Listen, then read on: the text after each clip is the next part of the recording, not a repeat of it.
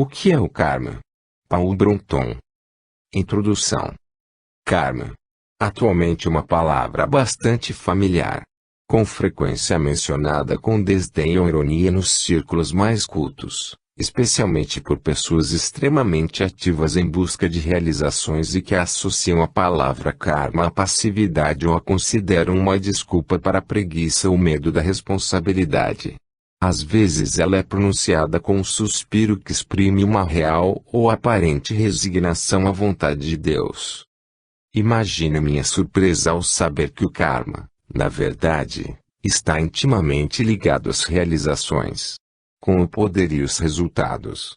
Que pensar nele como um poder fora de mim significa interpretá-lo de uma maneira totalmente errada. Que tentar empreender sua atuação significa expandir seu objetivo, bem como descobrir os limites da autorrealização. Segundo esses ensinamentos, cada um de nós possui um poder interior e um certo grau de liberdade.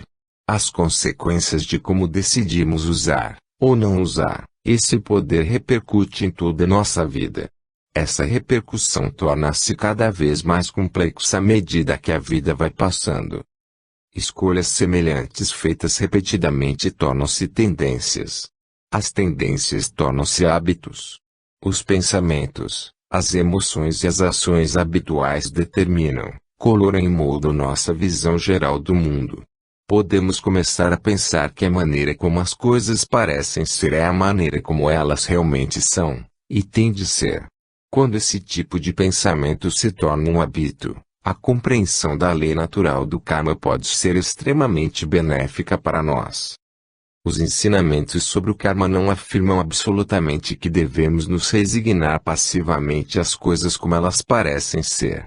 Eles dizem respeito à conscientização de nossa própria capacidade individual de ver mais claramente, e de agir de maneira mais profunda e efetiva. Eles também afirmam que se conseguirmos dominar a força que cria e altera os hábitos estaremos nos alinhando com a força que cria e transforma o mundo. Compreender como o karma atua não conduz simplesmente a um egoísmo mais iluminado. O processo envolve muito mais do que apenas aprender como podemos nos tornar imunes ao mal e preservar ou promover os interesses pessoais do ego. O mais importante, e o que deve ser mais enfatizado, é que o karma não significa esconder o pouco que temos para que as coisas não se tornem ainda piores. Compreender o karma tira-nos de nosso isolamento interior e leva-nos além das questões, tais como a da autopreservação e de como evitar a dor. Não apenas cada um de nós está se autorrealizando no sentido de que no final colhemos o que semeamos, como também, segundo os ensinamentos a respeito do karma, todo o universo é um sistema de autorrealização, sua contínua existência e atividade dependem, como a nossa, de algo infinitamente maior do que ele mesmo, do qual se origina. O sistema como um todo ganha, perde ou permanece o mesmo dependendo do que cada um de seus membros faz ou deixa de fazer. O karma, em última análise, é nossa garantia de uma participação significativa na vida do todo. Para melhor ou para pior. Apenas de um modo secundário esses ensinamentos estão relacionados com consequências, com a razão pela qual colhemos o que semeamos, com o motivo pelo qual nossa vida tomou o rumo que tomou. Eles dizem respeito em primeiro lugar às causas e ao poder, e têm o propósito de nos inspirar a exercer nossa verdadeira liberdade, a semear o que queremos colher e a nos transformarmos no que achamos que o mundo mais precisa: bondade, oportunidade, se necessita de oportunidade, ou seja lá o que mais gostaríamos de ver no mundo. Esses ensinamentos estão mais relacionados com aprendemos e crescemos por meio de nossas ações, no caso de nossos esforços, e menos relacionados com a vingança e a minha, disse o Senhor, no caso de nossos fracassos, embora eles também tratem disso. Seu barco nunca chegará se você antes não lançar um outro ao mar. Para viver em um mundo melhor, todos temos que fazer a nossa parte. Por conseguinte, esses ensinamentos dizem respeito mais às ações voluntárias do que aos resultados dessas ações e, antes disso, aos pensamentos e emoções que nutrimos e que conduzem a essas ações. Paul Brunton, que era chamado por seus amigos e alunos de PB, é amplamente reconhecido como um dos estudiosos mais perspicazes da sabedoria antiga no século XX. Este pequeno livro apresenta, de forma condensada, o que ele aprendeu a respeito do karma em uma vida longa e rica de experiências, a partir da pesquisa pessoal, de incansáveis tentativas bem ou mal sucedidas e da íntima associação com pessoas sábias ligadas às tradições sagradas do mundo inteiro. Estas expressivas joias são extraídas de um amplo período da sua obra, que se estende de meados da década de 40 a pouco antes da sua morte em 1981. Elas apresentam de um modo conciso não apenas a essência, como também muitos detalhes, dos ensinamentos sobre o karma como se apresentam nas tradições de sabedoria do mundo todo. Ele nos diz, por exemplo, que a interpretação esotérica do karma reconhece que um ser humano totalmente isolado é apenas uma fantasia da nossa imaginação, que a vida de cada pessoa está entrelaçada com a vida de toda a humanidade por meio de círculos em constante expansão de amplitude local, nacional, continental e finalmente planetária, que cada pensamento é influenciado pela atmosfera predominante no mundo, e que cada ação é inconscientemente praticada com a cooperação da sugestão preponderante e poderosa que se origina da atividade geral da humanidade. Isso torna o karma consequência de todas essas associações mútuas, elevando-o, por conseguinte, do nível pessoal para o coletivo. Isso quer dizer que eu, enquanto indivíduo, compartilho o karma gerado por todas as outras pessoas, ao mesmo tempo que elas compartilham o meu. Nessa perspectiva mais ampla, o karma nos faz sofrer pela sociedade como um todo e, ao mesmo tempo, regozijar-nos com ela. Portanto, não podemos dissociar nosso bem-estar do bem-estar social. Precisamos escapar do isolamento interior e unir nossos interesses aos da vida como um todo. A situação em que nos encontramos hoje nos faz reconhecer essa desafiadora verdade em prol do nosso interesse mútuo. Os ensinamentos do karma frequentemente estão relacionados com os ensinamentos sobre liberdade, predestinação, graça e reencarnação. PB disse-me pessoalmente na primavera de 1981 que ninguém precisa aceitar a reencarnação para poder compreender o karma, e que o que a maioria das pessoas fala sobre reencarnação é enganador. Tenho a forte impressão de que se ele tivesse preparado pessoalmente este livro, teria omitido a maior parte das nossas referências à reencarnação, a fim de apresentar os ensinamentos sobre o karma da maneira mais clara possível. Pessoalmente, no entanto, não me sinto à vontade para modificar dessa maneira o que ele escreveu, de modo que essas referências permanecem como foram apresentadas. No entanto, os leitores devem ter em mente que PB repetidas vezes enfatizou que o karma normalmente se concretiza o mais rápido possível. Outro ponto importante é que a escolha que PB fazia das palavras tornou-se cada vez mais pessoal e precisa à medida que seu entendimento foi se aprofundando no decorrer dos anos. Ele buscava constantemente maneiras melhores e mais claras de dizer as coisas. Maneiras que fossem além das respostas prontas convencionais e que facilitassem aos leitores alcançar o significado essencial com menos esforço. Ele abandonou as primeiras interpretações da lei do karma como lei das consequências, e passou a adotar termos como lei da equivalência criativa, lei da retribuição, lei da responsabilidade individual, e assim por diante. Ele finalmente percebeu que até mesmo o termo lei poderia ser mal interpretada por aqueles que entendem que o uso dessa palavra pressupõe que o karma é uma lei que podemos honrar ou infringir, escolher entre obedecer ou desobedecer. Saiba que, com apenas algumas óbvias exceções, toda essa variedade de termos refere-se ao karma e não a alguma outra lei ou princípio. Da mesma maneira, a forma como ele usava a palavra karma evoluiu através dos seus escritos. Alguns falam do karma referindo-se a ações passadas, outros enfatizam que é mais sugestivo interpretá-lo como poder dos atos e intenções presentes. As duas noções são válidas. Considere as palavras no contexto das citações específicas do trecho que vem a seguir. Vale a pena mencionar aqui uma conversa pessoal que tive com PB a respeito de liberdade e de predeterminação, pois a ideia não é desenvolvida neste livro de forma tão clara como será desejável. Ela também revela algo importante a respeito do karma. Ele disse que as pessoas que defendem o livre-arbítrio estão parcialmente certas, assim como aquelas que defendem a predeterminação. Cada lado tem algo a ouvir do outro.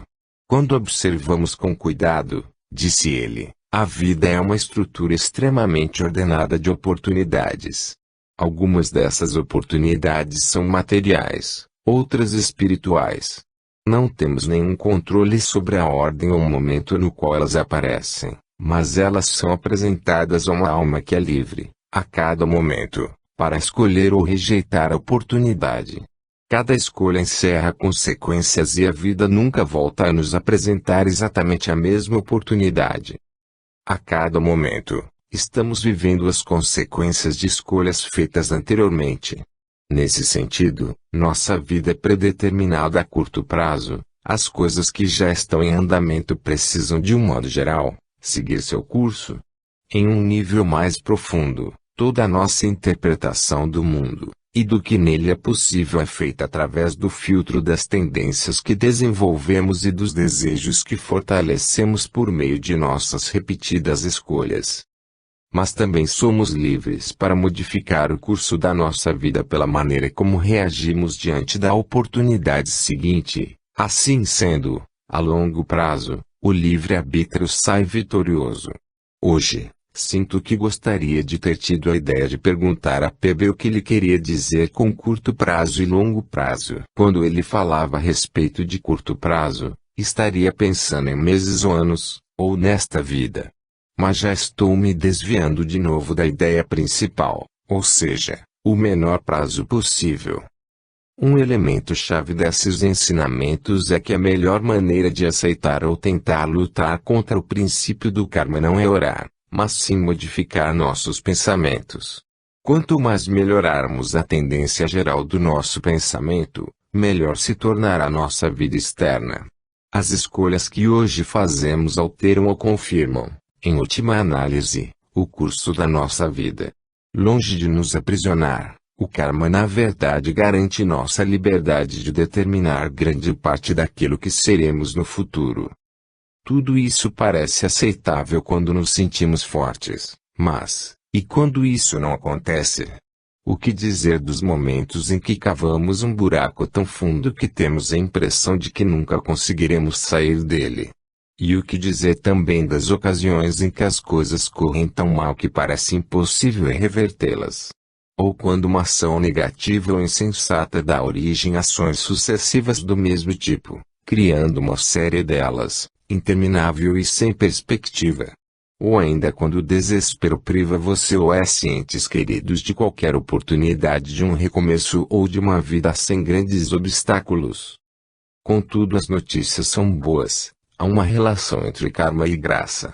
Veja a nota a respeito de Jesus e Buda, páginas 75 a 76, e folheie o capítulo 3. Talvez você queira lê-lo algumas vezes.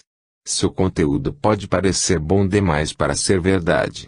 Graças a Deus, literalmente, não é. Finalmente, o que dizer das poucas pessoas para quem a liberdade significa algo completamente diferente? Que não estão satisfeitas em pensar na liberdade como uma escolha entre essa mansão ou aquela choupana, entre essa alegria do ego ou aquela dor também centrada no ego. Aquelas pessoas cansadas de todo tipo de vida baseado na separatividade do ego e que anseiam pelo estado natural do espírito, por uma serenidade bem estruturada, que não se abala com tristezas, alegrias, júbilos, dores profundas ou aborrecimentos de cada dia. O que o karma significa para elas? Lembram-se de que foi mencionado na página 11. Algumas oportunidades são materiais, outras espirituais. A escolha permanece, as consequências diferem. aprendemos que até mesmo a tendência de nos identificarmos com os interesses limitados do eu pessoal é um hábito reforçado ou enfraquecido dependendo de quão livremente escolhemos nos entregar a ele ou rejeitá-lo.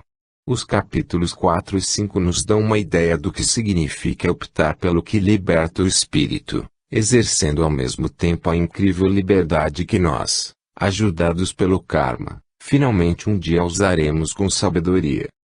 Paul Kashi. 1. O que é o karma?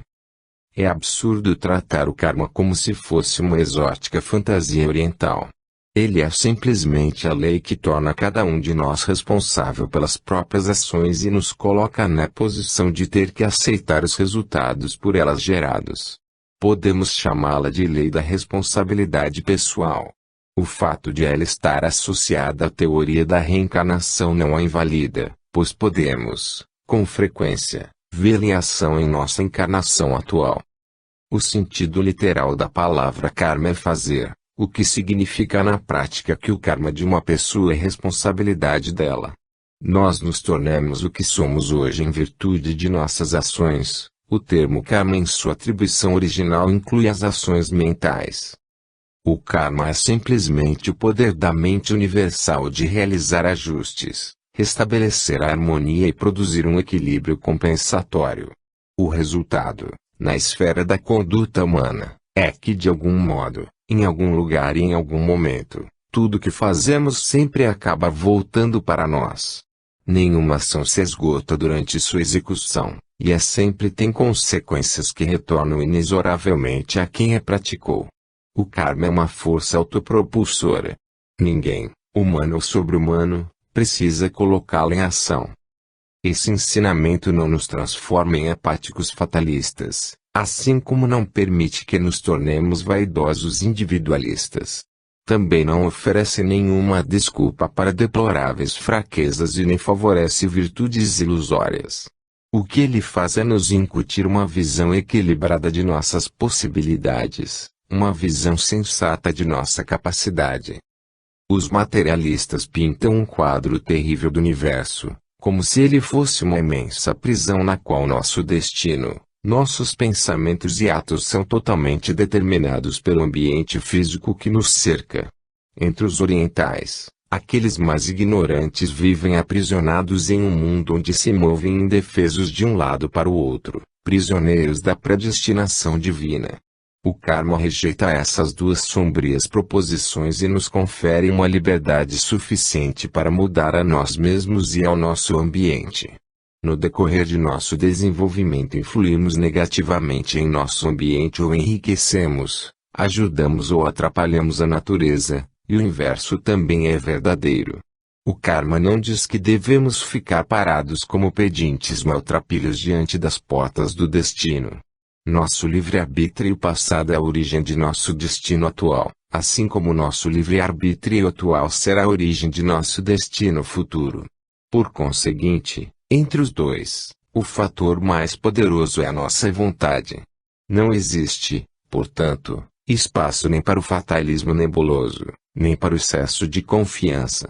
Nenhum de nós pode escapar da responsabilidade pessoal com relação à formação da nossa perspectiva interior e do nosso ambiente externo, colocando a culpa em alguma coisa ou pessoa. Todos aqueles que enfrentam obstáculos deveriam beber uma taça do vinho da inspiração das mãos de Beethoven, o grande compositor. Ele, que buscava ouvir os mais sutis acordes da música, ficou totalmente surdo. Ele, que dedicou toda a sua vida a criar composições melódicas para os outros, certo dia tornou-se incapaz de ouvir as próprias obras. Esse fato o desapontou, mas não o desencorajou. Ele enfrentou o problema com bravura no coração e declarou: enfrentarei o destino, ele nunca me abaterá. Ele prosseguiu seu trabalho, oferecendo ao mundo coisas maiores e mais grandiosas, pois o que aprendeu no sofrimento ele ensinou na música. O karma é uma lei dupla que possui uma parte geral e outra específica. A primeira é básica e se aplica a tudo que existe no universo, pois nada mais é do que a lei da continuidade de cada ente individual. Seja esse ente um planeta ou um protoplasma, Ele precisa necessariamente herdar as características da sua existência anterior, ajustando assim o efeito à causa. O segundo é imediata, e só se aplica às pessoas que alcançaram autoconsciência, limitando desse modo o início de suas operações aos seres humanos. Isso torna a pessoa responsável pelos pensamentos e pelas ações decorrentes desses pensamentos. O universo não poderia existir do modo como é, se não fosse sustentado por uma espécie de equilíbrio que mantém unido, um tipo de ordenação equilibradora, como o girar da Terra sobre o seu eixo e dos planetas ao redor do Sol. Se refletirmos um pouco, perceberemos o mesmo princípio na relação equitativa dos seres humanos com a mente do mundo, Deus, e entre eles mesmos. Neste caso, esse princípio se apresenta como o karma. Seria um erro separar o karma do poder universal e tratá-lo como uma força independente. Esse erro é responsável pela dificuldade na interpretação do seu papel de promover as manifestações do cosmos. Melhor seria considerar o karma como um aspecto de Deus inseparável dele, ou como uma das maneiras pelas quais a presença de Deus se manifesta. Não é possível compreender a verdadeira natureza do karma se o considerarmos um poder extrínseco ao eu que impõe de modo implacável suas leis para que a elas nos submetamos integralmente. Pelo contrário, em virtude do fato de o mundo todo ser mental, ele é uma força que atua em todas as coisas e em todas as pessoas. Isso leva à clara conclusão de que aquilo que nos acontece é decorrente da vontade secreta de nosso ser mais interno. A partir desse ponto de vista, os sofrimentos que tenhamos de suportar não são, em última análise, um mal em si, mas apenas um mal no sentido imediato, e o que parece ser uma força externa e implacável é na verdade uma força interna, consciente e purificadora. O sentido correto da palavra karma é ação voluntária por meio do corpo, da palavra e da mente. Ela não inclui os resultados dessa ação, especialmente os que causam ou influenciam a reencarnação. Isso passou a ser incluído nos conceitos populares, mas representa um emprego incorreto do termo.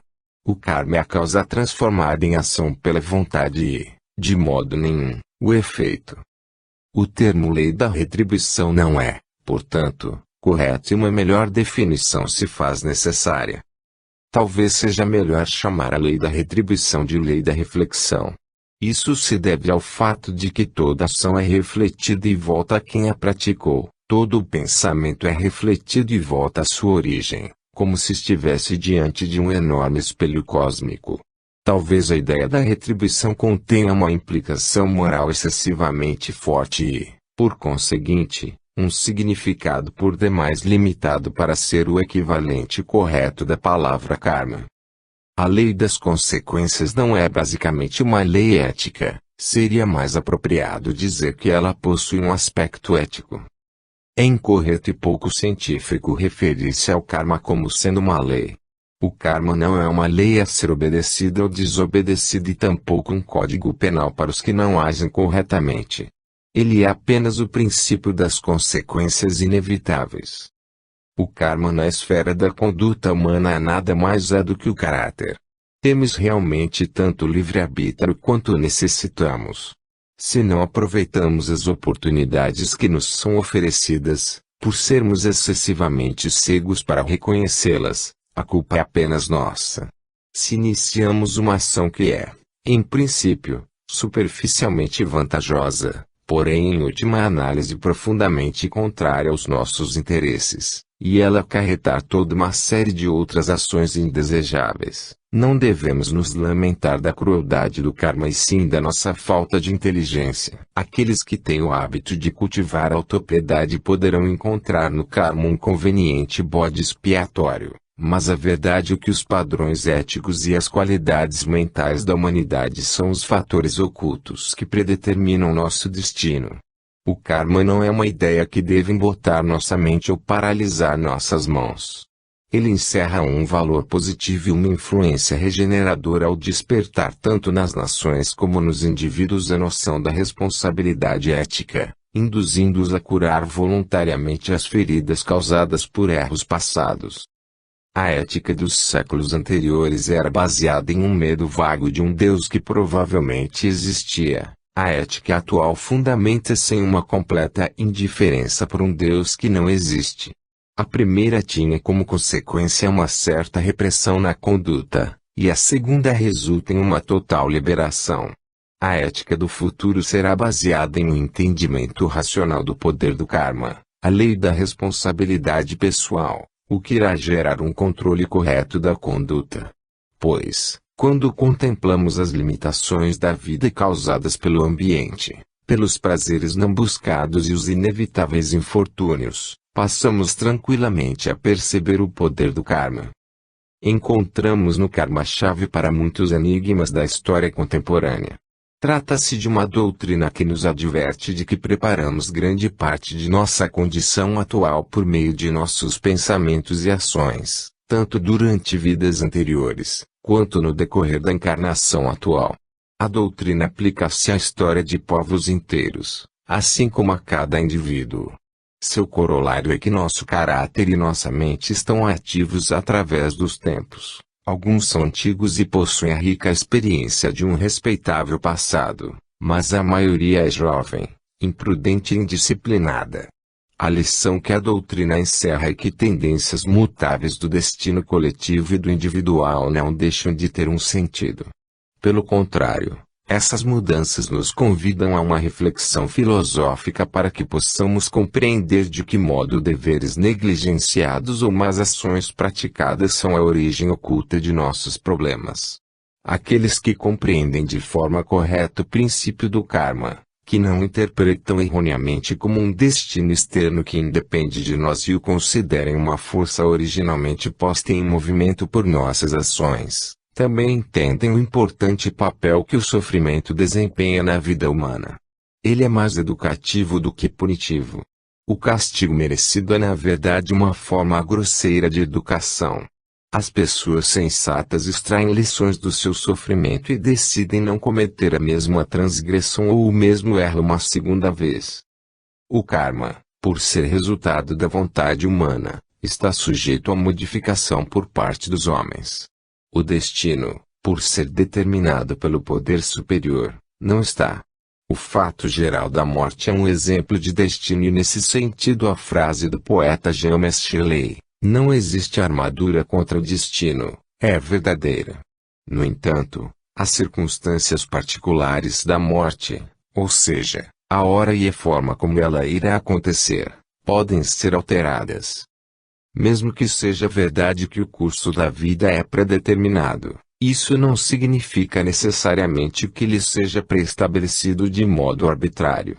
Os aspectos bons e maus de nosso caráter, o desenvolvimento ou não de nossas habilidades e as decisões tomadas irrefletidamente ou de maneira racional são os fatores determinantes de nossa vida. Existe uma inevitável equação entre conduta e consequência, entre pensamento e ambiente, entre caráter e destino. E isso é o karma, a lei da equivalência criativa. Os processos da imaginação são intermináveis e incessantes. O fato de que uma ideia deve dar origem a outra é inerente à mente em virtude do caráter dinâmico da própria mente. O karma é a lei que liga as duas. O karma possui um caráter duplo. Um não pode ser alterado por nada que o espírito humano possa arquitetar e o outro pode ser modificado por meio de pensamentos e ações contrários ou por meio do arrependimento e da oração. O karma negativo não pode ser eliminado sem o arrependimento moral, embora possa ser modificado pela sagacidade. Existe um fator importante e decisivo entre o significado original do karma e aquele que veio a lhe ser atribuído no decorrer do tempo. Pois embora o karma tenha adquirido o significado de que a vida das pessoas é predeterminada e moldada para elas desde o momento em que são concebidas antes do nascimento até serem cremadas após a morte, seu significado original era simplesmente de que a pessoa não poderia escapar das consequências dos seus pensamentos e atos habituais. Significava que o sucesso ou o fracasso na vida estão em grande parte em nossas mãos. Que a alegria ou a tristeza acompanham inevitavelmente a virtude ou o erro. A habilidade, a ambição, a oportunidade ou herança, que possibilitam as pessoas entrarem na posse de riquezas, são em si produto do karma dessas pessoas. O presente chega até nós vindo do passado e o futuro está sendo criado no presente. Os três estão interligados. Essa é uma das mais antigas ideias encontradas na cultura humana, ou seja, a noção de que a vida do homem está sujeita a um poder superior, que cada um de nós é pessoalmente responsável por suas ações perante uma lei superior e que não podemos evitar uma punição por nossas más ações ou uma recompensa pela retidão de nosso caráter. Os estoicos da antiga Roma tinham essa ideia e denominavam sina. Os platônicos da Grécia antiga tinham essa mesma ideia e a chamavam de destino. E os indianos, em sua maioria budistas e hinduístas, a tinham, e ainda têm, e a denominam karma. Quando a revelação de ideia do mundo chegou aos místicos religiosos, eles só conseguiram chamá-la de vontade de Deus. Quando ela chegou aos gregos, eles a denominaram necessidade. Os indianos deram o nome de karma. Quando seus ecos foram ouvidos pelos pensadores científicos, eles a chamaram de leis da natureza. Qualquer pessoa com olhos para enxergar é capaz de ver que o universo revela que obedece a uma ordem inteligente e inteligível. Não foi um capricho arbitrário que um dia criou o mundo. Não é o caos que o governa desde então. Há um verdadeiro significado, uma lei estrita, uma genuína coerência. Há um movimento de evolução que vai da pedra à flor, do animal ao ser humano, através de níveis cada vez mais elevados de integração na vida universal. Quando isso é entendido, também é possível compreender que o karma não é simplesmente uma lei pela qual ser dá impressões prévias ou se produz novas, ou uma justiça moral retributiva, mas também é algo muito mais abrangente. Trata-se de uma lei eterna que tende a ajustar a ação individual à ação universal. Ela trabalha para o universo como um todo para manter suas incontáveis unidades em harmonia com seu próprio equilíbrio integral. A retribuição apenas insere-se nessa atividade como um pequeno círculo concêntrico insere-se em um maior. Os resultados da existência de cada pessoa, a herança do pensamento e ação de cada ser humano, precisam ser controlados para que, em última análise, obedeçam à ordem maior do próprio cosmos. Cada parte está ligada ao todo. Tudo, portanto, tende à suprema retidão. É realmente reconfortante perceber que o universo possui um equilíbrio tão significativo em seu núcleo secreto. A interpretação esotérica do karma reconhece que um ser humano totalmente isolado é apenas uma fantasia da nossa imaginação, que a vida de cada pessoa está interligada com a vida de toda a humanidade por meio de círculos em constante expansão de amplitude local, nacional, continental e finalmente planetária, que cada pensamento é influenciado pela atmosfera mental predominante no mundo, e que cada ação é inconscientemente praticada sob a influência da sugestão predominante e poderosa conferida pela atividade geral da humanidade. As consequências do que cada um de nós pensa e faz, correm como um afluente para o rio maior da sociedade, juntando-se ali a água de inúmeras outras fontes. Esse fato torna o karma resultante de todas essas associações mútuas, elevando-o, por conseguinte, do nível pessoal para o coletivo. Isso quer dizer que eu, como indivíduo, compartilho o karma gerado por todas as outras pessoas, enquanto elas compartilham o meu. Existe, no entanto, uma diferença entre a parte que nos cabe, no sentido de que eu recebo a parte maior dos resultados das minhas próprias ações praticadas no passado e uma porção menor das ações do restante da humanidade. Daí minha afirmação de que nem todo sofrimento é merecido, mas, por outro lado, acontecimentos positivos também nos chegam como compensação. Mesmo que devido à interdependência da humanidade tenhamos que sofrer o que não merecemos, é igualmente verdade que em virtude dessa mesma interdependência podemos receber do bom karma geral benefícios que não conquistamos pessoalmente. Assim, essa operação coletiva do karma é como uma espada de dois gumes que corta dos dois lados. Um deles é doloroso e o outro agradável. A visão esotérica coloca uma nova face sobre a forma popular da doutrina e ela tem sido de um modo geral mantida em segundo plano simplesmente porque as pessoas estão mais interessadas no seu bem-estar pessoal do que no bem comum. Vivemos em comum com os outros, pecamos em comum e devemos ser redimidos em comum.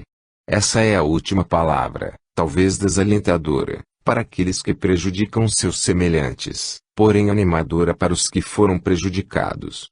Nessa perspectiva mais ampla, o karma nos faz sofrer pela sociedade como um todo e alegrar-nos com ela. Por conseguinte, não podemos separar o nosso próprio bem-estar do bem-estar social. Precisamos escapar do isolamento interior e unir nossos interesses aos da vida como um todo.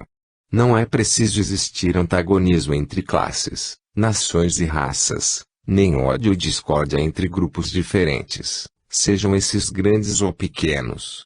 Todos são, em última análise, essencialmente interdependentes. A separação deles é uma ilusão tão grande quanto a separação dos indivíduos, mas somente a filosofia e a história demonstram essa verdade. A situação em que todos nos encontramos hoje exige o reconhecimento dessa desafiadora verdade em prol do nosso interesse mútuo. 2. Como atua o karma? Não há nenhum ser sobrenatural e externo que arbitrariamente administre ou controle as recompensas ou as punições kármicas. Somos nós mesmos que inconscientemente produzimos suas sementes. Quando um momento favorável se apresenta, elas germinam e produzem seus frutos. Não se trata de nenhum anjo, devo ou Deus misterioso e suprafísico que intervenha pessoalmente e manipule o karma como um apresentador de teatro de marionetes que puxa os cordões dos bonecos suspensos. O karma é parte do equilíbrio do universo e traz um retorno, deixa uma marca, possibilitando que cada reação ocorra de acordo com o seu próprio impulso inicial.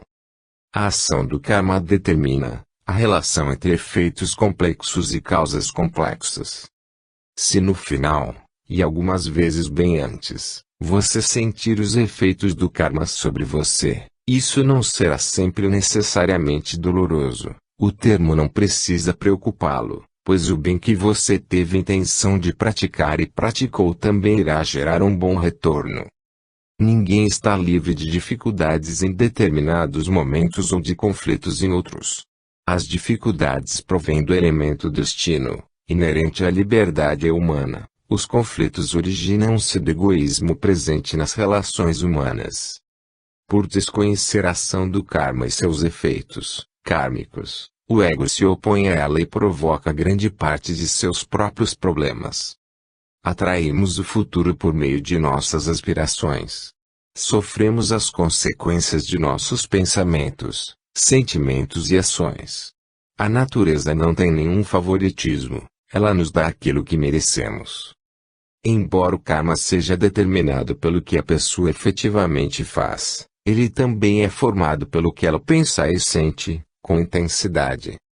Quando você finalmente for chamado a prestar contas ao karma, você será julgado não pela opinião positiva ou negativa de outras pessoas a seu respeito, mas sim por seus sentimentos, por suas intenções e ações. A lei da compensação não mede suas recompensas e punições segundo a escala das limitadas mentes humanas. Nem sempre a máxima utilização das faculdades do raciocínio pode fornecer soluções para todos os diversos aspectos de uma situação.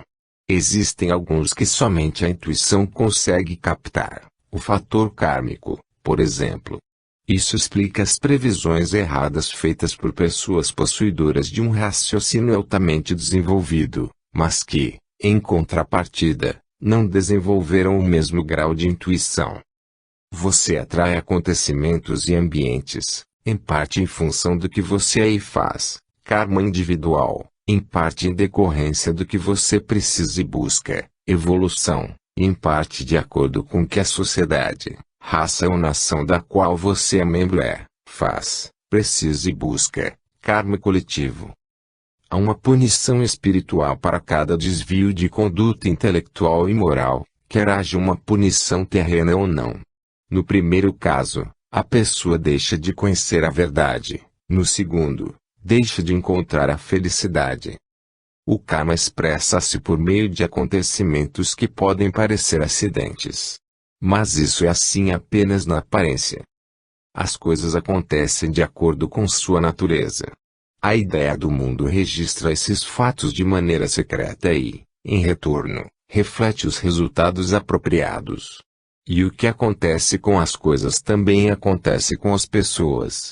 Cada um de nós soa uma nota no universo e o universo nos responde no mesmo tom.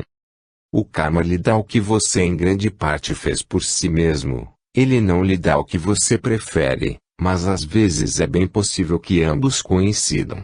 Ao mesmo tempo que você é, em parte, o causador dos seus problemas, você também pode atrair para si, pelo poder da mente, sua boa sorte. Se a parte do destino que lhe foi reservado determinar que você realize uma tarefa ou missão específica, então por mais que você permaneça em um retiro isolado, ela fará você sentir uma compulsão interior que no momento certo obrigará a sair desse isolamento e o conduzirá novamente ao cenário público. Mesmo que você não desejasse essa tarefa, nem pensasse nela durante todos os anos anteriores, ainda assim, você terá de obedecer a essa força interior inesperada, a essa ordem avassaladora que nada mais é do que a voz do destino que se faz ouvir dessa maneira. Sim, paradoxalmente, cada um de nós carrega seu destino dentro de si. O karma não precisa enviar nenhum advogado para defender sua causa. Forças oriundas de suas encarnações passadas aparecem e o impelem na direção de certas decisões, ações e atitudes. A teoria da eterna recorrência de Ouspensky é, ao mesmo tempo, verdadeira e falsa. Nós nos repetimos e repetimos as circunstâncias, mas sempre centímetros um nível diferente. Trata-se de uma espiral, não de um círculo. Um acontecimento ou período da vida corresponde a um anterior, mas não é idêntico a ele. O futuro é semelhante ao passado, mas não o copia. A espiral não o leva de volta de maneira idêntica ao mesmo eu ou ao mesmo trabalho, ela o conduz ao que a ele corresponde em um nível diferente. Nossos sofrimentos externos são símbolos e sintomas de nossas falhas internas, pois cada sofrimento que você mesmo criou, cada mal que você consentiu é algo que poderia ter sido evitado. Não depende inteiramente de você, mas em grande parte, a quantos acontecimentos podem atingi-lo. Se você conseguisse destruir seu egoísmo de um só golpe e tivesse percepção para transpor a barreira que encobre uma longa série de causas e efeitos, descobriria que metade dos seus problemas externos deriva de falhas e fraquezas de caráter interno. Cada vez que você manifesta as características inferiores do seu caráter, você provoca o reflexo delas nos acontecimentos externos. Sua raiva, inveja e ressentimento, se forem suficientemente fortes e mantidos por algum tempo, acarretarão problemas, inimizades, atritos, perdas e desapontamentos. Não são os números das casas que determinam a sorte ou a falta dela. Se você teve uma série de dificuldades em uma determinada casa, não é culpa do número dela e sim do seu karma. Seu mau karma tinha de ser cumprido durante aquele período, e isso teria ocasionado experiências desagradáveis, mesmo que você tivesse ocupado uma casa totalmente diferente com um número completamente distinto. Mas um bom karma pode eventualmente manifestar-se e mudar de alguma forma seu destino para o melhor. Volte então à mesma casa que certa vez lhe trouxe tristeza. Você descobrirá que dessa vez isso não acontecerá. Seu suposto número de azar não mais lhe trará sofrimento. Nem todas as possibilidades kármicas estão presentes na consciência ao mesmo tempo. Algumas ainda têm que passar da condição potencial para a cinética. As pessoas deveriam ser alertadas de que causa e efeito governam na esfera moral da mesma maneira que na científica. Elas deveriam ser treinadas desde a infância a levar em conta esse princípio. Deveriam ser ensinadas a sentir-se responsáveis por gerar causas que podem provocar sofrimento, atrair dificuldades ou levar à frustração. Existe uma relação inevitável entre nossos principais pensamentos e ações, e as principais experiências de nossa vida. E isso se manifesta onde é menos esperado, na esfera moral. Nossas más ações geram sofrimento, não apenas para os outros, mas principalmente, para nós mesmos, ao passo que nossas boas ações trazem um retorno de um destino favorável. Não podemos escapar da atuação dessa lei sutil de responsabilidade moral.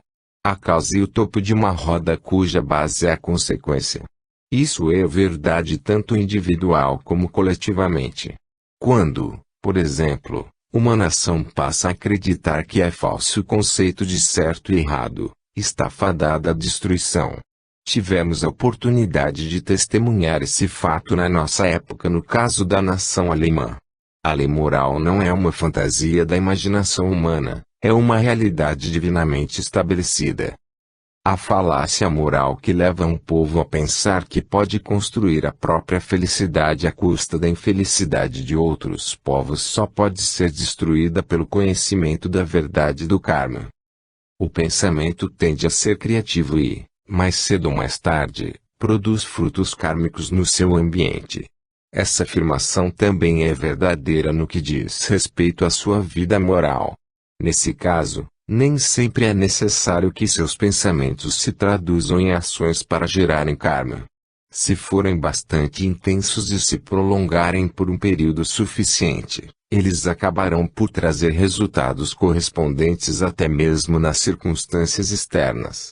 Esse ponto pode ser mais bem esclarecido por meio de um exemplo prático. Se você deseja com persistência a morte de uma pessoa, mas, por medo das consequências você não teve coragem de assassiná-la, seus pensamentos direcionados para isso um dia retornarão para você de forma equivalente.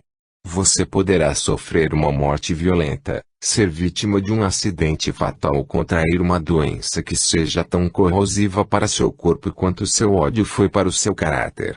Assim, embora não seja efetivamente culpado de cometer um assassinato, você sofrerá um castigo físico por ter pensado em assassinato. Por razões semelhantes, o hábito doentio de cultivar pensamentos negativos pode levar a condições doentias do corpo.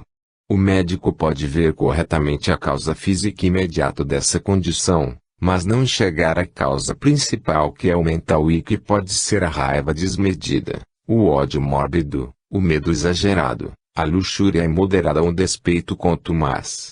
Naturalmente, não devemos concluir de maneira ilógica que todo aquele que sofre de uma doença esteve pensando de uma maneira negativa no passado ou no presente. O corpo possui suas próprias leis de defesa que não podem ser impunemente transgredidas, embora a maior parte das transgressões ocorra em geral por pura ignorância. Tudo isso é possível porque a base da existência é mentalista. O fator criativo no processo kármico é a própria mente. Por conseguinte, uma mudança mental é necessária para que a ação do karma sobre nós seja alterada de forma radical e favorável. Por acaso existe alguma família rica e invejada que não possua uma história oculta de desgraça e sofrimento? Quem não conhece alguma família que tenha ao menos 2 ou 3 casos de tragédias em sua história? Talvez você tenha descoberto, como muitos já o fizeram, nestes dias sombrios, que a vida encerra misteriosas e poderosas influências kármicas que estendem mãos nefastas para destruir coisas a que você se dedicou de coração, que permitem que você tenha sucesso e depois o destroem diante dos seus olhos, que aniquilam a saúde e talvez a vida daqueles que estão próximos a você e lhes são caros. Seu coração já deve ter sangrado em silêncio. Criamos nosso fardo de sofrimento latente quando nossas ações ferem os outros e damos origem às mais amargas e extremas consequências quando emitimos pensamentos de ódio. As forças da luxúria, da ganância e da raiva são cegas, e quando não controladas, desenfreadas e sem direção conduzem a humanidade a inúmeras dificuldades e desgraças kármicas. O fogo pode ser usado para assar o alimento ou para queimar alguém na fogueira. O fogo em si não é mau, mas a maneira como ele é usado pode ser boa ou má, e isso, por sua vez, depende dos impulsos existentes no coração da pessoa, das tendências que ela trouxe de vidas passadas. Por conseguinte, os poderes maléficos são, afinal, nossos próprios maus pensamentos. O mundo será libertado do mal quando as pessoas libertarem sua mente. A mente é o agente por meio do qual a ação do karma é realizada. Não há necessidade de invocar um ser sobrenatural extracosmico para explicar de que maneira se dá a retribuição das ações. A lei da retribuição não é a única a nos impelir na direção do pensamento, sentimento e conduta corretos. Em um plano mais elevado, existe o superior. Mesmo que não houvesse recompensa para o bem e punição para o mal, se há aqui na Terra ou em algum outro plano, ainda assim, parte da nossa suprema felicidade seria expressar a compaixão que vem por intermédio do superior e que é nosso mais puro atributo. Suas ações irão, por sua vez, influenciar as ações de outras pessoas. Os seres humanos são utilizados como instrumentos para causar sofrimento a outros e eles de fato o fazem em razão da maldade humana. As duas afirmações são corretas. Elas são complementares e não contraditórias como poderíamos pensar. O destino naturalmente busca uma pessoa perversa que queira lazer o mal ou uma tola que possa ser levada a agir emocionalmente por algum tempo ou ainda uma impulsiva, capaz de fazer em um instante algo de que irá se arrepender por anos. O destino, quando tem de causar sofrimento a alguém, não irá perder tempo procurando pessoas excepcionalmente boas e sábias para realizar isso. Os erros decorrentes de uma vida não voltada para essa meta mais elevada e de uma mente que não tem nenhum interesse em partilhar a consciência do superior silenciosamente acarretam consequências tanto no decorrer da existência terrena, quanto na vida após a morte. Os pecados por omissão são karmicamente tão importantes quanto os pecados por ação. Aquilo que deveríamos ter feito, mas não fizemos, também conta como algo que cria karma. A omissão deliberada também traz uma consequência kármica. Existe aí uma decisão oculta de não agir, sendo, portanto, uma forma de ação. A tentativa de livrar-se do karma pode ser, por si só, parte do karma. O estudo da retribuição, karma, revela que as pessoas têm de pagar não apenas pelo que fizeram de errado, mas também pelo que deixaram de fazer. Essa negligência deve-se em grande parte ao fato de que a perspectiva extremamente individualista das pessoas faz com que elas avaliem o caráter dos acontecimentos basicamente em função da maneira como eles afetam a sua própria existência e deixem num segundo plano o modo como eles afetam a grande família humana à qual pertencem. Todos trabalhamos numa tarefa comum. Esta é a inevitável conclusão a que se chega tão logo a verdade da unidade orgânica da humanidade compreendida. Existe um claro dever nesta era de interdependência de ajudar ativamente o lado certo. O sofrimento do mundo deve-se em grande parte ao karma. Necessitamos, porém, de uma interpretação mais ampla dessa palavra. Muitos de nós podemos ser bons e inocentes, mas temos de sofrer com todos os outros, não pelo que fizemos, e sim pelo que deixamos de fazer. Hoje, a dor não poupa a ninguém. Isso acontece porque a humanidade é totalmente interligada. Esta é a lição que temos de aprender. Ao deixarmos que outros permaneçam no sofrimento ou na ignorância, estamos causando nossa própria desgraça. Somos todos um. As impressões kármicas coletivas surgem espontaneamente na mente do mundo. Isso se deve ao fato de nunca ter havido uma época em que elas não existissem porque, embora sua forma possa mudar, elas são tão eternas quanto a própria mente do mundo. Com efeito, elas são parte de sua natureza. Daí constituírem um sistema de autoativação. Como não podemos estabelecer uma data para o início nem para o fim da vida de mente do mundo, precisamos, portanto, nos abster da tentativa ilógica de determinar um início ou um fim para o universo. Além disso, a mente do mundo não criou o mundo, ela apenas forneceu a base para sua existência, o receptáculo para as suas forças potenciais que agem mutuamente.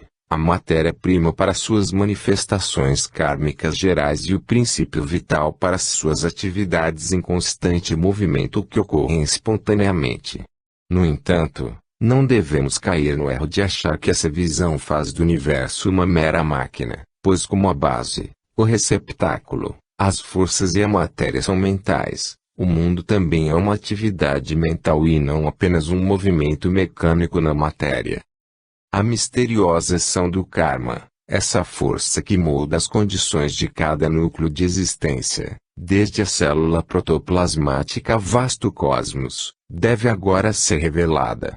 Se o mundo nada mais fosse além de um conjunto de objetos materiais, o karma jamais poderia manifestar-se.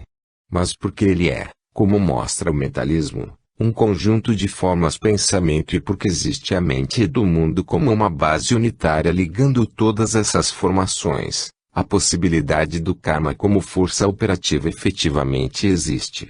O karma não teria sentido se não houvesse um tipo de continuidade ordenada entre o passado, o presente e o futuro de todas as coisas e criaturas que formam a vida universal. Mas isso implica que a natureza deve manter e conservar algum tipo de memória em seu âmago secreto. Se cada indivíduo mantém um registro da sua própria história, porque deveria parecer fantástico que o mesmo acontecesse com a mente do mundo. E como sua existência é inseparável do cosmos manifestado, ao fazer isso, ele também preserva um registro todo abrangente da história do universo. Nenhum pensamento, acontecimento, objeto, cena ou figura jamais foi completamente perdido. Daí se conclui que as memórias dos planetas, estrelas e nebulosas extremamente remotos no espaço e no tempo ainda estão preservadas. Mas a imaginação humana precisa afastar-se das infindáveis consequências dessa verdade pois suas limitações frustram sua própria atividade. E como a memória não é um objeto que os sentidos possam alcançar e sim algo totalmente imaterial, isso também envolve a existência de algo mental. Um princípio mental que é cósmico no que diz respeito ao espaço e permanente no que diz respeito ao tempo e nada mais pode ser, senão a própria mente do mundo. Assim, a origem do fundamento de todo o trabalho do karma pode ser encontrada na mente do mundo. O surgimento, a permanência e a dissolução do karma são, com efeito, uma função concomitante à sua ideação. Uma única luz se reflete em 1 milhão de fótons, cada uma diferente das demais. Uma única mente do mundo reflete-se em 1 milhão de pessoas, cada uma diferente de todas as outras. E assim como os objetos no universo passam a existir pelo poder do karma, o mesmo acontece com as pessoas.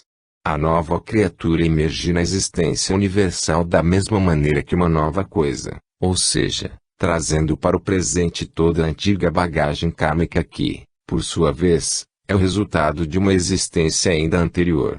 O indivíduo e o mundo surgem juntos no mesmo momento vindos de um passado que os acompanha. Seus karmas estão associados aos da existência universal e não aparecem de forma separada ou subsequente. Ambos entram em atividade sincronicamente.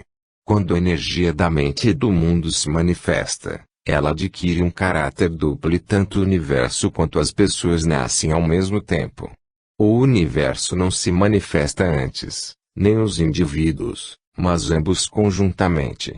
Colocando as coisas de outra maneira, quando as ondulações do karma se propagam pela mente do mundo, elas se deslocam ao mesmo tempo pelo universo e pelo indivíduo e atuam da mesma maneira. O karma, por ser a memória cinética da natureza, está necessariamente ligado ao poder imaginativo dela. Assim como o imponente carvalho teve certa vez uma existência invisível e intangível num pequeno fruto ou a suave fragrância de uma flor branca teve uma existência inodora na minúscula semente, também a terra, as estrelas e o sol que vemos hoje à nossa volta tiveram uma existência imaterial na forma germinal que o karma havia armazenado na memória da mente do mundo. Cada corpo que brilha no firmamento com suas características particulares e distintas, e cada criatura que habitou com seus desejos, tendências e capacidades foram memorizados pelas maravilhosas faculdades da mente e do mundo. Daí se vê que a memória desempenhou um poderoso papel na criação do mundo que conhecemos. É por meio de processos kármicos que agem mutuamente, que esse universo pôde manifestar-se. A mente do mundo não produz imagens gerais do mundo por um decreto arbitrário, e sim pela continuidade natural dessas imagens como